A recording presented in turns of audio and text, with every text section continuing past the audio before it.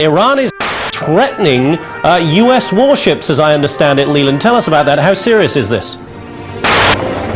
Un porte-avions américain localisé près du détroit d'Ormuz, dans une zone utilisée par la marine iranienne dans le cadre...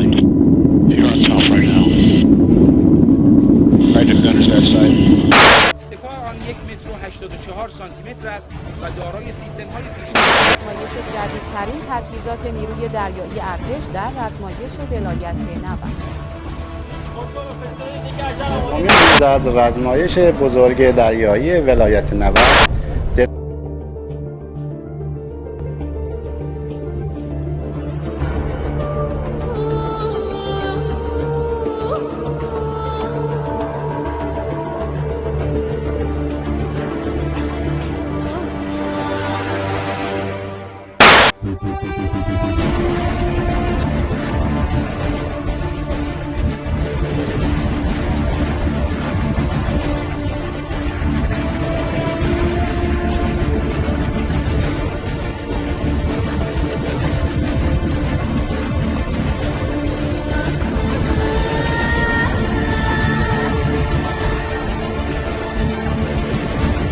Alors voici très rapidement le reste des définitions, des positions, des objets célestes qui vont être importantes pour la compréhension des choses que je vais vous montrer au niveau astronomique.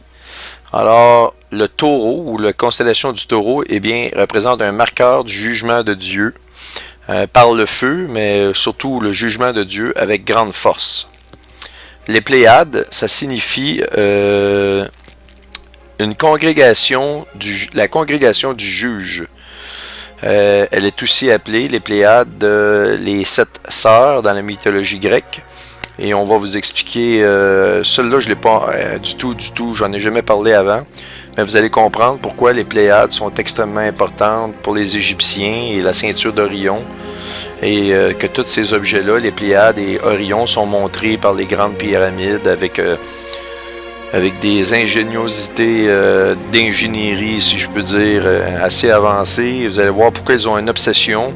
En fait, c'est toujours à la manière de copier les Saintes Écritures. Dieu savait le jugement qui venait sur la terre, il le savait depuis bien longtemps. Et vous allez voir l'importance de ces astres-là, ces parties du ciel-là, très bientôt. Jupiter, comme je l'ai montré dans les vidéos précédentes, Jupiter c'est un marqueur de l'esprit qui représente comme l'esprit de Dieu, Dieu mais en esprit. Donc je spécifie ici spirituel et non en chair. Donc Jésus représente Dieu venu en chair. La parole s'est faite chair dans 1 Jean, Jean 1 plutôt. Alors voici maintenant Vénus qui est l'étoile brillante du matin qui personnalise Dieu qui s'est fait chair en la personne de Jésus. Alors voilà, la parole est faite chair dans Jean chapitre 1 et on dit que Jésus est l'étoile brillante du matin dans Apocalypse 22, 16. Ça vous le savez déjà. Et Vénus s'est fait appeler aussi l'étoile brillante du matin. Alors Saturne représente Satan qui se manifeste en chair, donc on parle ici de l'Antéchrist. L'Antéchrist et sa fonction éventuelle sur Terre et son rôle qui est très important pour l'avènement à forcer un accord de paix entre Israël et les autres nations du Moyen-Orient. Et aussi, Satan... Évidemment, il va jouer un rôle important dans le nouvel ordre mondial. C'est lui qui va régner sur cette nouvel ordre mondial. Il va essayer de venir vaincre le règne de Jésus pour le millénium. Évidemment, on sait qu'après 7 ans de tribulation, c'est le Seigneur qui va avoir gain de cause avec très grande force. Le soleil maintenant représente Satan, mais spirituellement. Donc comme le dieu soleil Ra, ou le dieu soleil dans la mythologie grecque. Ça aussi j'en ai parlé, je ne reviendrai pas trop en détail là-dessus, parce que ça serait de me répéter. Vous devez écouter les vidéos précédentes, j'ai plus de temps de revenir 3-4 fois sur ces détails-là. La lune est un marqueur céleste exclusif pour Israël, et donc c'est un pointeur très important pour les temps d'Israël. Et je vais vous faire une note sur le calendrier chinois et aussi une note en référence aux tétrades à venir. Les tétrades, ce sont des séries d'éclipses solaires de plusieurs types, comme le 20 mai, on en a eu une très importante, une éclipse annulaire, c'est-à-dire que la Lune est située est vraiment dans l'écliptique, donc vraiment vis-à-vis le Soleil, donc elle le cache vraiment de façon centrale, sauf que la Lune est à sa position, je dirais, environ la plus proche de la Terre, parce que c'est pas un cercle parfait, la Lune tourne alentour de la Terre, mais pas dans un cercle parfait. Et à ce moment-là, on parle ici que la Lune est à sa position environ la plus proche. Donc, elle ne cache pas complètement le Soleil. Il y a une petite différence. Les extrémités du Soleil, donc, apparaissent et on appelle ça une éclipse annulaire. Donc, on voit un genre de petit anneau alentour de la Lune duquel les rayons du Soleil nous parviennent encore.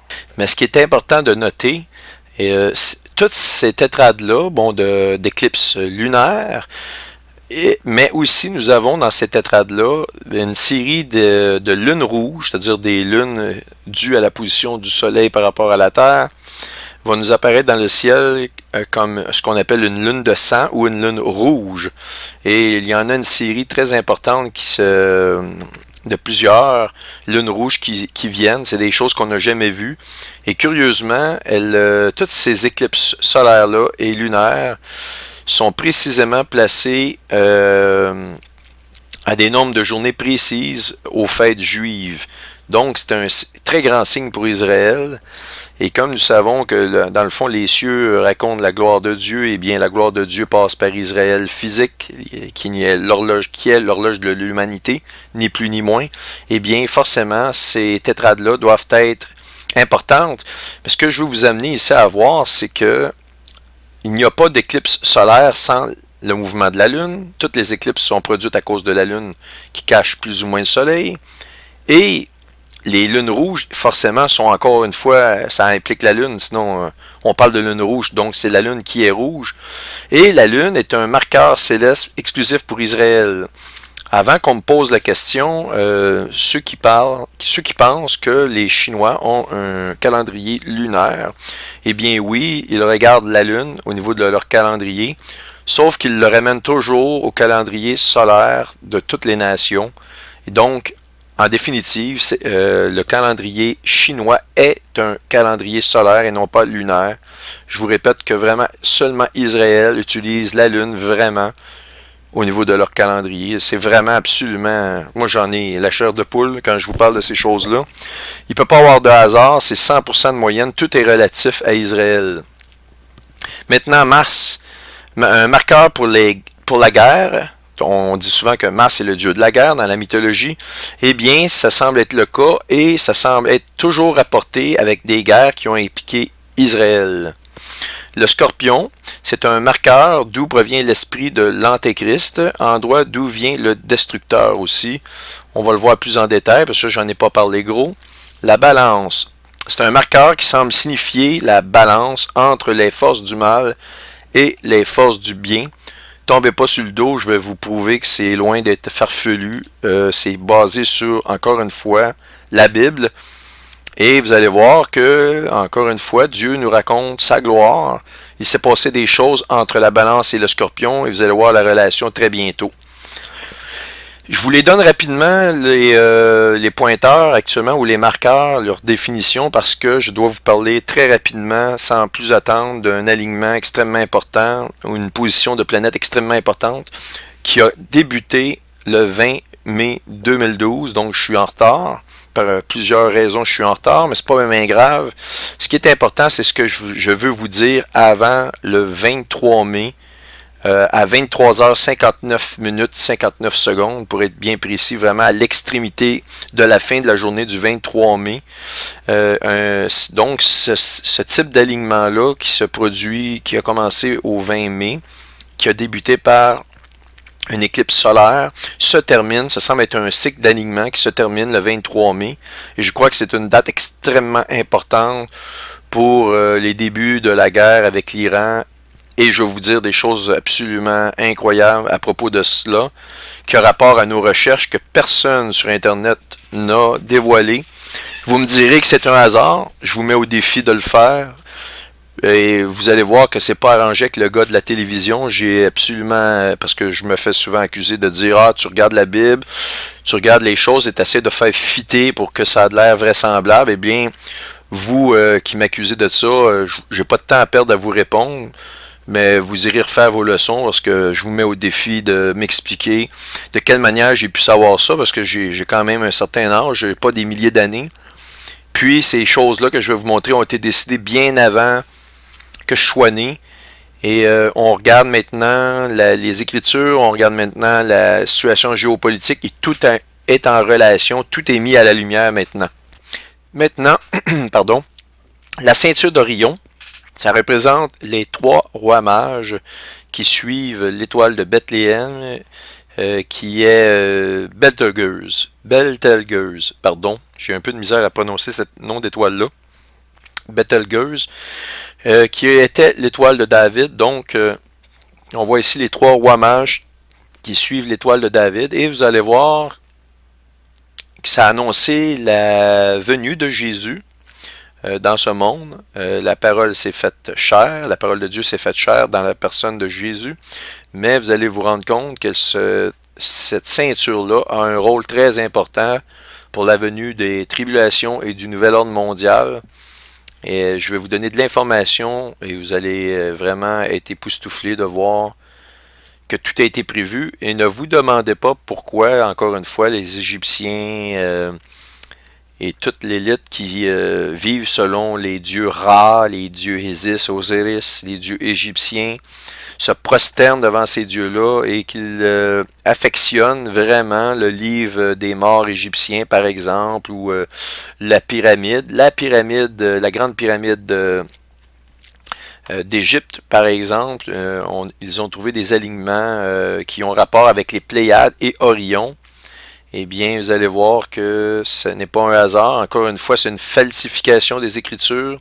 Ils sont toujours en constante guerre contre Jésus et contre l'Éternel.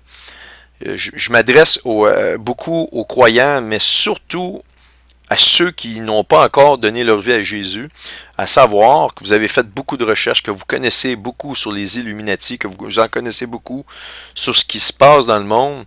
Maintenant, vous devez reconnaître qu'il y a vraiment une guerre spirituelle ou une guerre vraiment très forte entre la Bible versus tous ces dieux-là, toutes ces croyances-là et les Illuminati. Et ces Illuminati, ils ont de grandes connaissances et ils connaissent énormément la parole de Dieu. Ce sont des gens qui connaissent la parole de Dieu probablement mieux que beaucoup de croyants, mais ils ont refusé Dieu. C'est toute la nuance. Ils n'en veulent pas. Ils ne veulent rien savoir de Jésus parce qu'ils sont comme des dieux. Ils veulent se prendre pour des dieux. Ils ne veulent surtout pas se faire dire quoi faire par un dieu ou donc ils ne doivent pas reconnaître que Dieu est créateur et toutes ces choses. Donc, par conséquent, ils refusent Jésus. Ça ne veut pas dire qu'ils ne savent pas qu'il existe. C'est vraiment la différence. C'est comme Jésus lui-même connaît Satan, il le connaît très bien, mais il ne mange pas du même pain un et l'autre. Ça ne veut pas dire que vous haïssez quelqu'un que vous ne le connaissez pas. Donc ça ne veut pas dire que les Illuminati ne pensent pas que Jésus n'est pas vrai. C'est tout le contraire. Les gens très haut placés dans les Illuminati doivent renoncer à Jésus et doivent endoctriner, accepter Satan. Et si vous acceptez Satan, c'est que vous reconnaissez automatiquement que Jésus est vrai, mais vous n'avez pas choisi ce clan-là, vous avez choisi l'autre clan. Bref, c'est vraiment important. Ça semble pas ridicule, mais des détails non importants. Ce que je vous dis là, c'est très important. Maintenant, Orion. Orion comme tel, ici je parle de la ceinture d'Orion, mais Orion, la constellation, ça veut dire d'où viendra la lumière, et je vous parlerai du mot hébreu Orion qui veut dire lumière. Ok, donc c'est très important. Alors voici les définitions étant données.